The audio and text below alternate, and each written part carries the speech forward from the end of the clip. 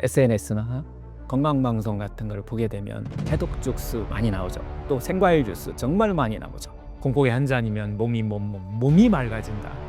간이 살아난다. 암에도 좋다. 그런데 정말 그럴까요?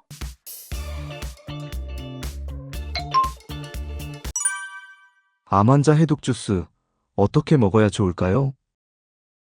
SNS나 건강방송 같은 걸 보게 되면 해독 주스 많이 나오죠. 또 생과일 주스 정말 많이 나오죠.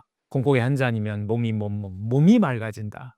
간이 살아난다. 암에도 좋다. 그런데 정말 그럴까요? 아니면 기분만 좋아지는 걸까요?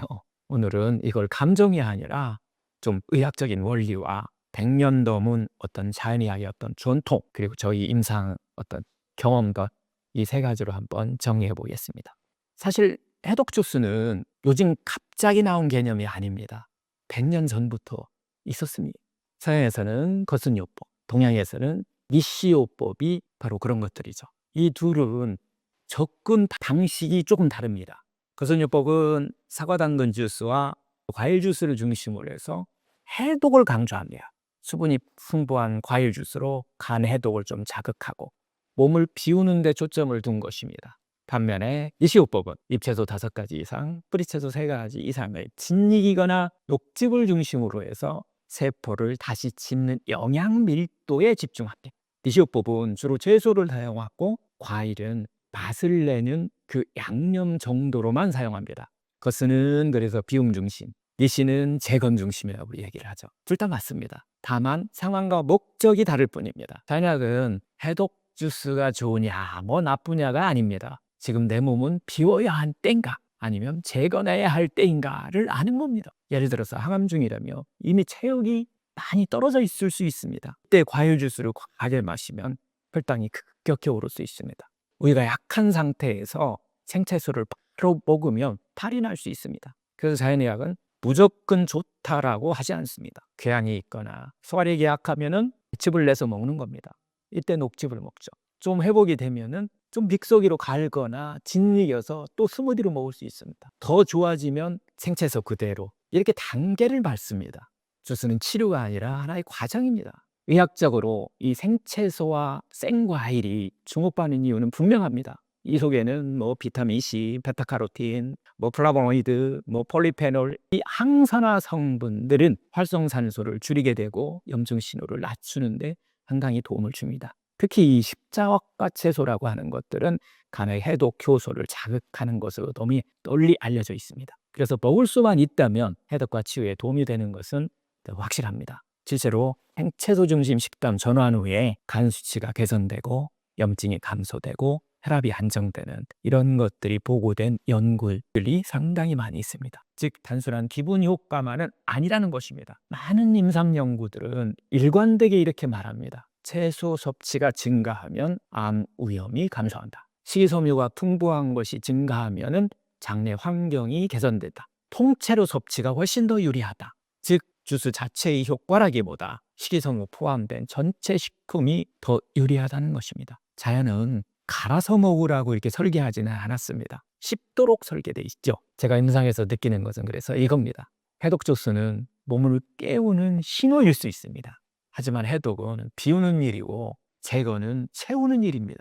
과일 중심 주스는 몸을 비우는 쪽에 가깝고 채소 중심 식단은 세포를 다시 짓는 재료입니다. 그래서 저는 이렇게 말합니다. 주스는 시작 버튼이고 전체 엔진은요, 채소 중심의 식단입니다. 시동만 걸고 출발하지 않으면 아무데도 가지 못합니다. 그럼 주스는 무조건 나쁠까요? 아닙니다. 이런 경우는 도움이 될 수 있습니다. 소화력이 매우 약할 때, 단기적인 어떤 우리가 공복 리듬을 찾을 때, 그 해독을 보조할 때, 식욕이 없을 때, 채소의 영양을 공급해야 될 때, 이럴 때는 주스가 더 좋기도 합니다. 하지만 원칙이 있습니다. 과일을 단독으로 과다 사용하는 것은 썩 좋은 방법은 아닙니다. 또 당지수가 너무 높은 과일을 많이 혼합하는 것도 좋은 방법 아닙니다. 그 대신 채소 비율을 높이는 것이 제일 좋은 방법입니다. 그리고 가장 중요한 건 주스는 보조 수단이지 치료제가 아니라라고 하는 겁니다. 이번 주제 생과일 주스, 해독 주스 정말 효과 있나요? 라는 이 질문은 제 답은 항상 이겁니다. 좋을 수도 있습니다. 하지만 방식과 맥락이 더 중요합니다. 암 환자에게 중요한 것은 특별한 한 잔이 아니라 혈당이 안정된 그 하루 생활, 채소 중심의 그 구조로 만들어져 있는 그런 식단, 과식하지 않는 그 저녁. 자연치유는 무언가를 특별히 마셔서 오는 것이 아닙니다. 내 몸을 과도하게 자극하지 않는 그 안정된 리듬에서 시작됩니다. 주스는 하나의 도구입니다. 답은 아닙니다. 그리고 진짜 해독은 당신의 하루 전체 설계에서 시작됩니다. 암 진단 후 어떻게 먹어야 할까요? 병을 진단받고 나면 식탁이 제일 먼저 흔들립니다. 유기농만 먹어야 하나요? 뭐 밥은 끊어야 되는 거 아닌가요? 고기는 절대 먹으면 안 되나요? 저탄고지를 꼭 해야 하나요? 혼란스러운 것은 병원에서도 유튜브에서도 말이 다 다르다는 거. 그래서 오늘 저는 어떤 식단이 맞느냐가 아니라 어떤 기준으로 선택해야 하느냐, 이 기준을 한번 정리해 보겠습니다. 의학적으로 말하는 이 좋은 식단의 공통점은 분명합니다. 염증을 낮춘다. 혈당과 인슐린을 안정시킨다. 대사 스트레스를 줄인다. 장내 미생물 환경을 살린다. 이 원칙 안에서 유해의 식단을 하나씩 한번 정리해 보겠습니다. 첫 번째, 저탄고지 식단이죠. 이 저탄고지 식단은 분명 장점이 있습니다. 단기적으로는 인슐린이 감소해요. 혈당도 안정됩니다. 그리고 케톤 대사를 유도합니다. 일부 연구에서는 특정 암 환경에서 이 케톤 대사가 암세포 성장 환경을 억제할 가능성도 있다라고 제시되어 있습니다. 하지만 문제는요, 극단적인 이 고지방 식단이 장기적으로 들어갔을 때 장내 미생물의 다양성이 극도로 감소합니다. 장기적인 염증이 증가하는 이런 문제를 갖고 있어요. 간 구담을 증가하고 독소를 유발할 수 있다는 겁니다. 특히 항암 중이라면 지방대사 부담이 커질 수 있습니다. 단기적인 전략일 수는 있지만은 평생 구조로 가기에는 좀 조심해야 합니다. 두 번째, 채식. 채식은 이 방향은 좋지만은 좀 설계가 필요합니다. 대규모 이 코호트 연구들을 보면 특히 캘리포니아의 로마린다 그 제7 안식 예수 재림 교인들, 교회 다니는 사람, 이들은 채식만 하는 종교죠. 이 연구에서는 분명히 암 발생률이 감소했습니다. 대장암 위험도 상당히 감소했습니다. 그리고 당뇨, 고혈압, 콜레스테롤 같은 이런 대사성 질환도 상당히 많이 감소했다고 보고되고 있습니다. 이 채소 중심 식단은 분명 방향은 맞습니다. 하지만 극단적인 완전 채식을 하게 되면 결국 단백질의 어떤 부족한 문제, 근육이 감소하는 문제, B12 부족, 이거의 결핍증 같은 이런 것들을 좀 주의해야 할 요소들이 있다는 것입니다. 암 환자에게 근육 손실은 정말 치명적입니다. 그래서 채식은 하나의 방향이고, 그러나 설계 없이 극단으로 가면 위험할 수 있다는 이야기입니다. 세 번째, 유기농이죠. 이 유기농은 분명 의미가 있습니다. 농약 노출을 감소시킬 수 있고 세포 환경 독소를 감소시킬 수 있습니다. 가능하다면 유기농이 당연히 좋습니다. 하지만 중요한 건 이겁니다. 유기농 과자와 일반 채소 중에 무엇이 더 건강할까요? 결국 유기농은요, 품질의 어떤 문제이지 식단 구조 자체를 바꿔주지는 않습니다. 흥미로운 것은 서로 다른 식단 연구들이 결국 같은 공통점을 말한다는 겁니다. 대표적으로 암치료 분야에서 가장 권위 있는 이 국제적인 저널이 이 저널 오브 클리니컬 온콜로지와 더 랜셋 온콜로지 등에 발표된 연구들을 보면요, 가공식품 감소, 설탕 감소, 채소 섭취 증가, 식이소비 충분이라는 이런 공통된 요소들이 암 위험 감소 및 예후 개선과 연관되어 있다라고 계속 밝혀지고 있다는 거죠. 결국 중요한 것은 어떤 이름의 식단인가가 아니라 얼마나 자연에 가까운가입니다. 암을 비롯한 대사성 질환인 대표적인 식사요법, 제가 반복적으로 말씀드리지만 100년 이상을 정말 많은 사람들을 치유한 거예요. 서양의 효순요법, 동양인 이시법, 여기에서도 공통점은 딱 이겁니다. 채소 중식, 염증 감소, 혈당 안전하는 식단, 장 정화하는 식단, 공복 리듬을 지켜주는 이런 하루 리듬. 결국 이름은 다르지만 원리는 다 같습니다. 제가 늘 이야기하는 것은 이겁니다. 지금 나는 해독이 필요한가? 재건이 필요할까? 장이 약한가? 체력이 떨어져 있는가? 이걸 기준으로 해야 된다는 거죠. 식단은 유행을 따르는 것이 아니라 내 몸 상태에 맞춰야 합니다. 위장이 약한데 섬유질 많은 생채소를 억지로 먹으면 이거 탈이 납니다.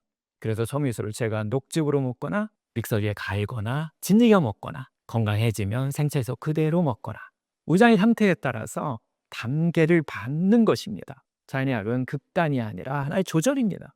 제가 추천하는 실천 가능한 3가지 루틴이 있는데요. 첫 번째 루틴은 5-3 식사법입니다. 잎채소 5가지 이상, 뿌리채소 3가지 이상. 식사 전에 먼저 섭취한다. 샐러드로 먼저 먹는 거죠. 이게 바로 혈당 스파이크를 줄여주고 장내 환경을 살려주는 식사법.